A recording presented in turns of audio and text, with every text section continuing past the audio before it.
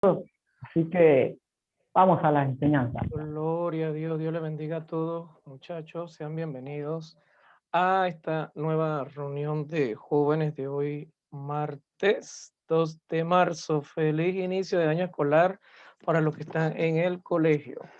Bendiciones. Como decía mi hermano, vamos a hacer el estudio del Evangelio de Juan. Este estudio es bien larguito, así que la semana pasada fue una introducción, hoy vamos a hacer un repaso de esa introducción y tratar de ver el capítulo 1.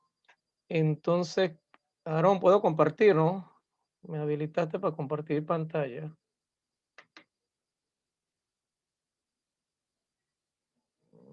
Ujú.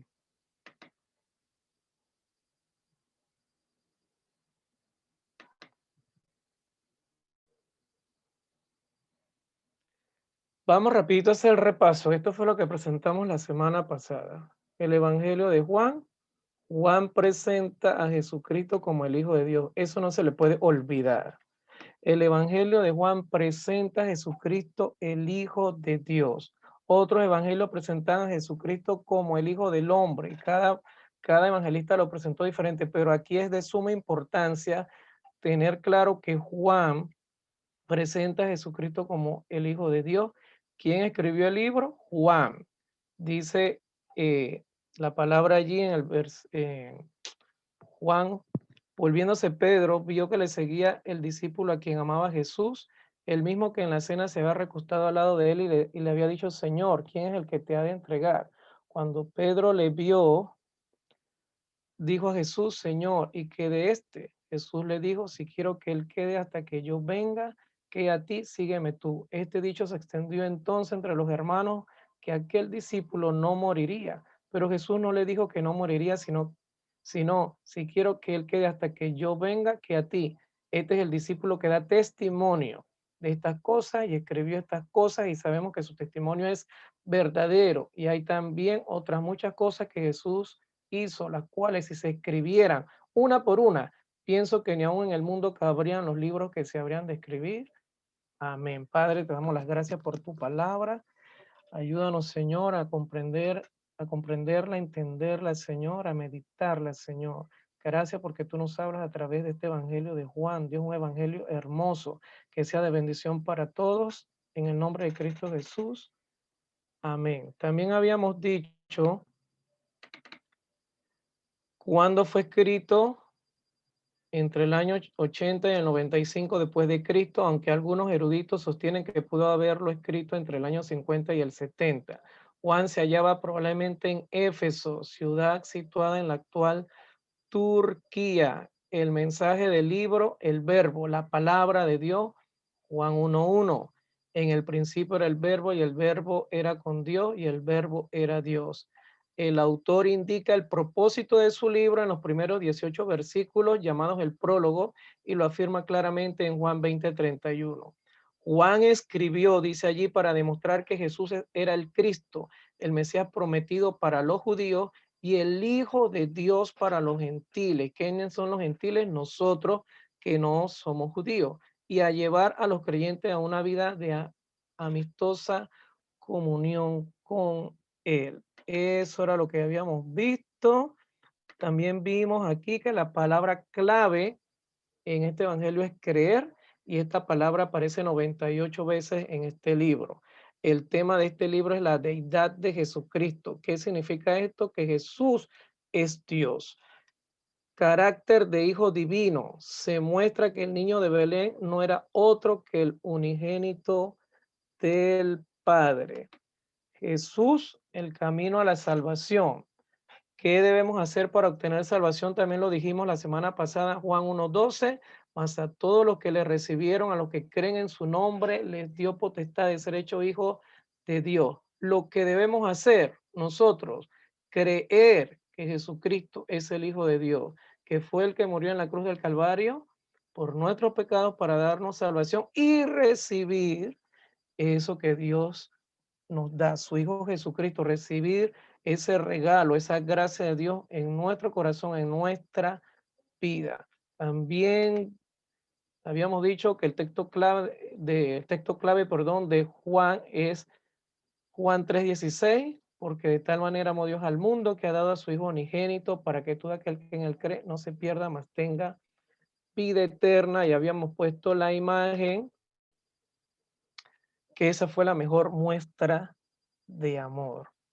No era de que me regalaste flores, me regalaste chocolate, me regalaste una tablet, me abrazaste. Son manifestaciones de amor, es cierto, pero esta fue la manifestación de amor más grande de parte de Dios.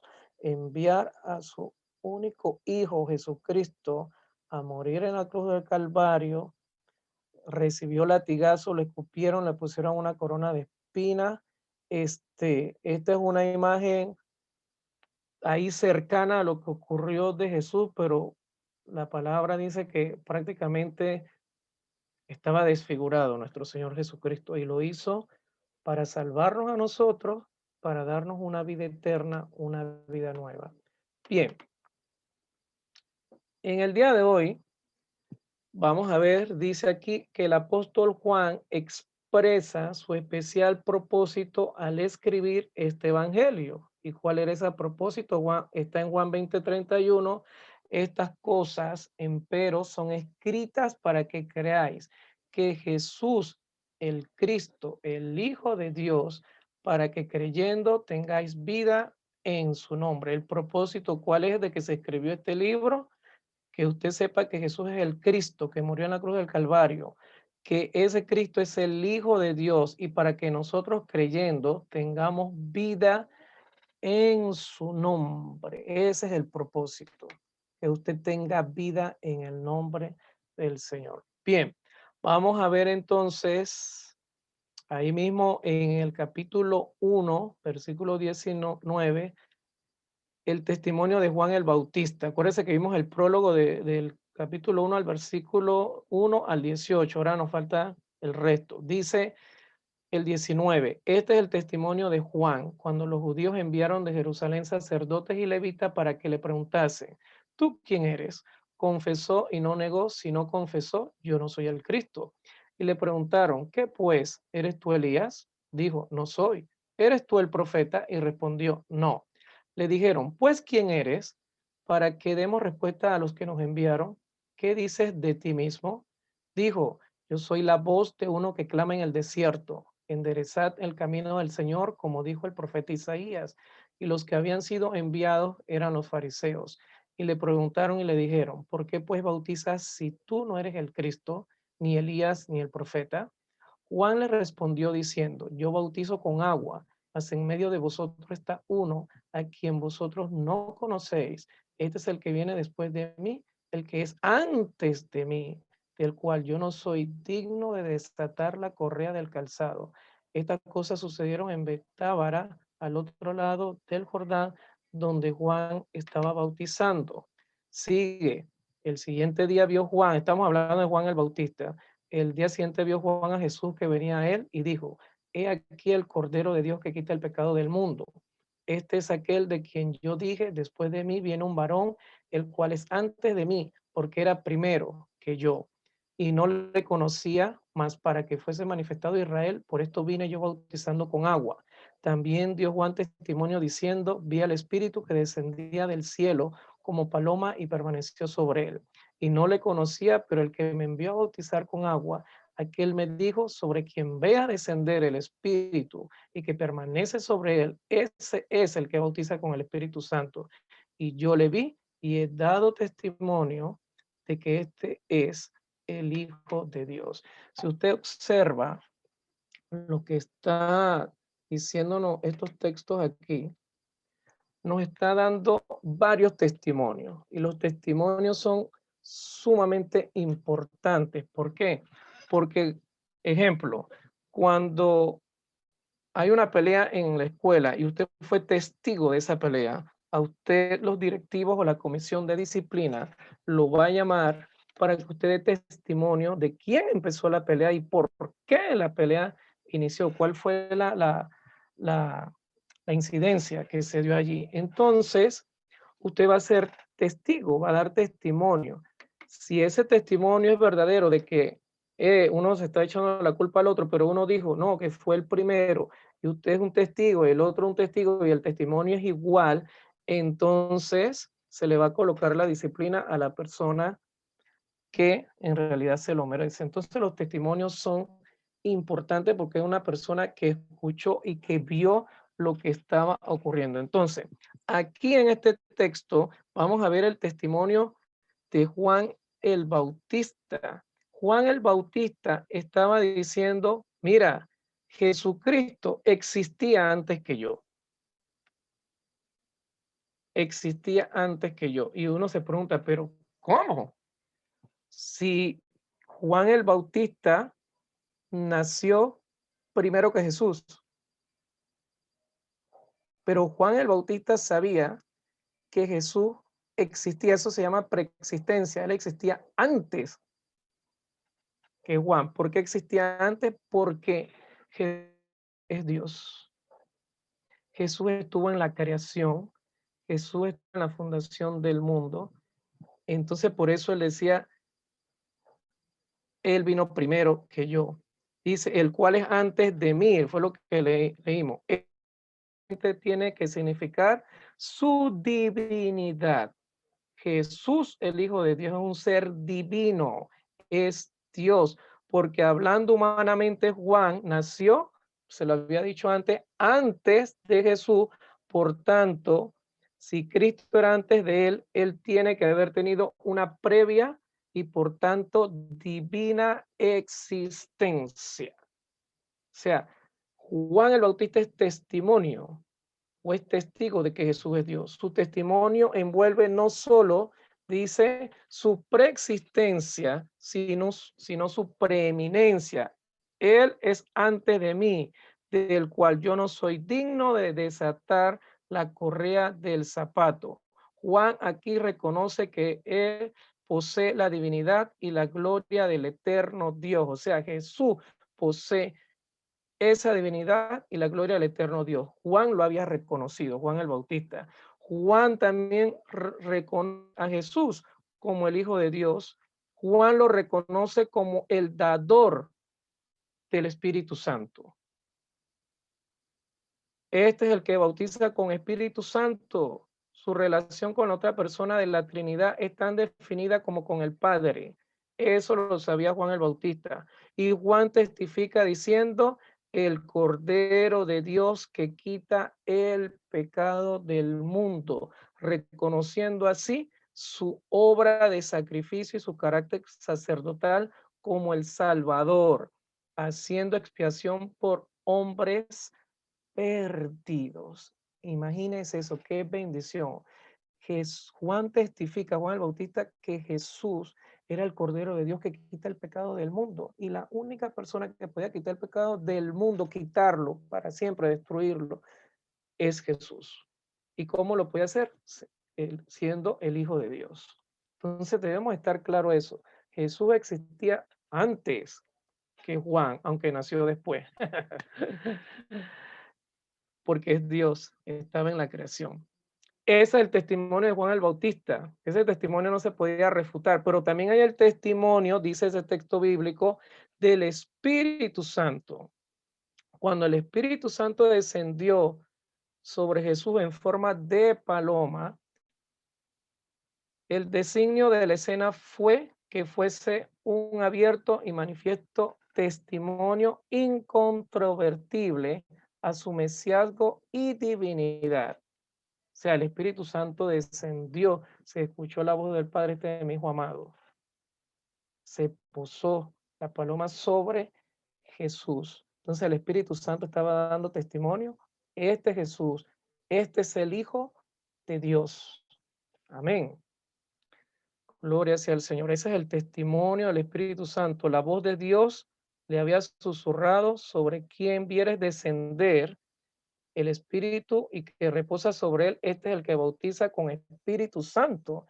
Dios se lo había dicho a Juan el Bautista. Y cuando Juan el Bautista vio que el Espíritu Santo descendió, este Jesús es el Hijo de Dios, quien bautiza con el Espíritu Santo. Yo solamente bautizo con agua. Este bautizará con el Espíritu Santo de Dios. Entonces el Espíritu Santo era testigo también de que Jesús es el Hijo de Dios. Si seguimos leyendo, también veremos el testimonio de los primeros discípulos de Jesús. ¿Qué pasó? Dice, en este pasaje encontramos el testimonio de los primeros seguidores de Cristo. Algunos de ellos ya habían sido discípulos de Juan el Bautista y por su testimonio, ellos dejaron a su primer maestro para seguir a Jesús. Y como todo verdadero discípulo, ellos empezaron a testificar. El primer testigo era Andrés y su testimonio fue dado en primer lugar a Simeón. Hemos hallado al Mesías.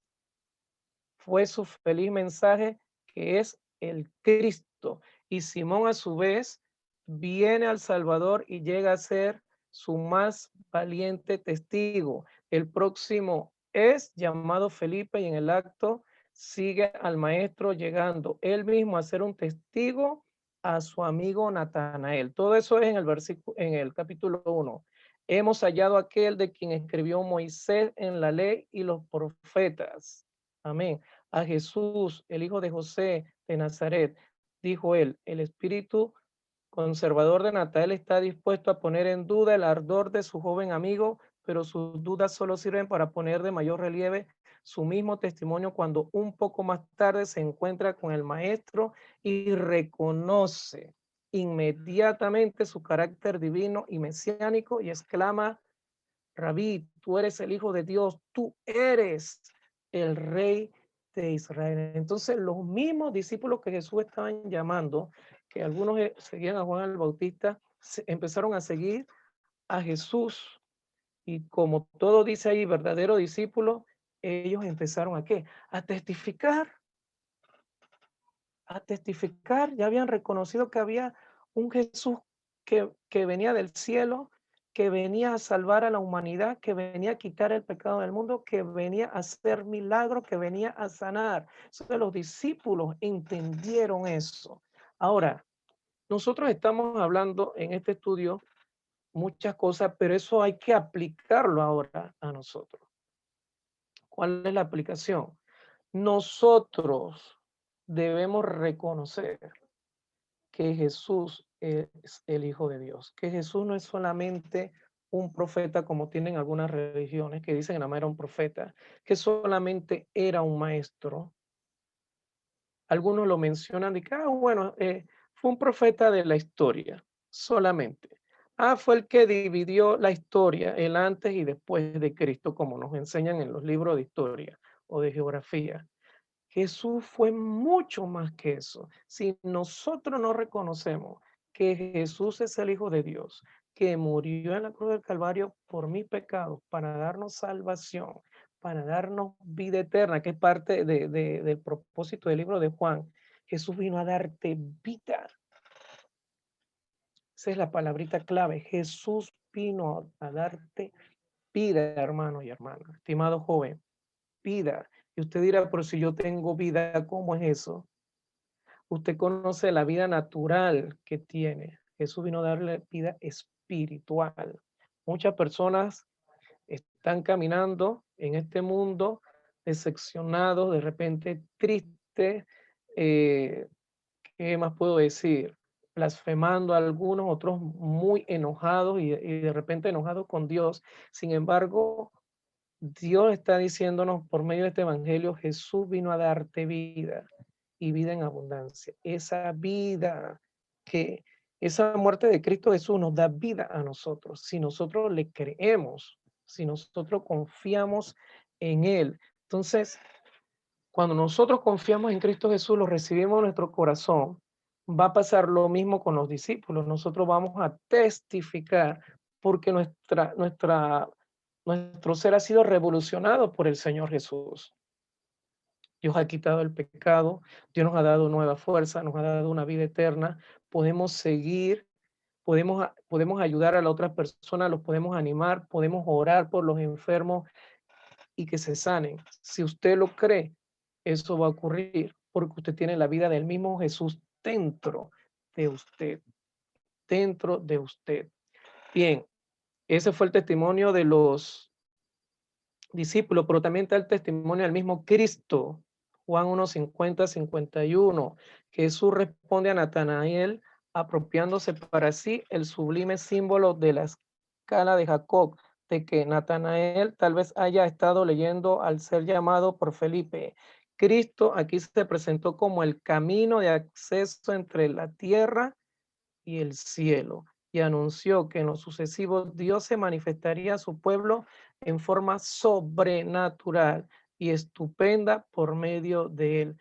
En su respuesta a Natanael, Cristo asume un nuevo título, el Hijo del Hombre, título que si bien es cierto, lleva en sí un sentido de divina majestad y de su sobrenatural dignidad. O sea, lo que venía a ser Cristo iba a ser parte también del testimonio de él mismo. Hey, el Señor va a hacer cosas estupendas, cosas sobrenaturales, utilizando al mismo Jesús, porque el mismo Jesús venía a dar las buenas nuevas de salvación, venía a sanar a los enfermos, venía a darle vida nueva a las personas, a nosotros. Entonces, ese era el mismo testimonio.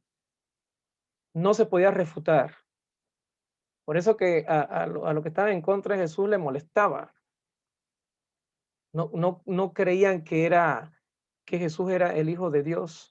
Y ahí estaba el problema. Eso nosotros lo traemos en la actualidad y vuelvo y repito, hay personas, hay organizaciones religiosas que no creen que Jesús es el Hijo de Dios. Entonces, si no creen, no va a pasar nada. No va a pasar nada en la vida de esa persona y mucho menos en su organización. Por ejemplo, milagros sobrenaturales. Nosotros vemos lo natural. Jesús vino a traer lo sobrenatural para nosotros, traer lo sobrenatural a la tierra, decirnos, hey, aquí estas son las buenas de salvación. Hay un lugar para ti. Yo estoy preparando un lugar para ti en el cielo. Estoy preparando una habitación, una casa. Lo que tú ves simple y sencillamente, lo que ves naturalmente, no solamente es eso, hay algo más que tienes que descubrir en tu vida. Ayer estaba viendo también el capítulo 2 de las bodas de Caná y eso le corresponde a otra hermana en la próxima semana. Sin embargo, cuando vemos ese milagro, la gente quedó impactada de cómo Jesús convirtió el agua en vino. ¿Por qué? Porque la gente veía lo natural. Usted ve lo natural ahorita mismo, usted se tiene que ir a dormir, tiene que comer, va a jugar, va a la escuela, va a hacer esto y aquello, pero va a llegar un momento en que Dios le va a decir a usted, tiene que hacer esto. Y usted se va a sorprender cuando pase ese milagro sobrenatural en su vida y en la vida de otra persona, cuando usted ore por un enfermo y esa persona se sane delante de usted en sus propios ojos, usted va a quedar impactado. ¿Por qué? Porque Dios lo va a usar. A ustedes jóvenes, Dios lo va a usar.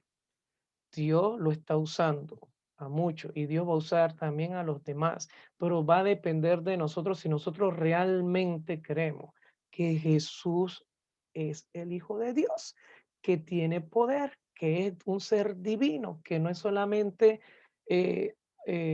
para muchos es un profeta, no es solamente un profeta, es más que eso. Es una persona que hace milagros, la persona que puede hacer de lo imposible algo posible. Entonces, nosotros debemos seguir confiando en el Señor. Amén. Vamos a entrar a un periodo de preguntas si hay sobre lo que se ha dicho. Pueden abrir sus micrófonos porque esto es un estudio, no es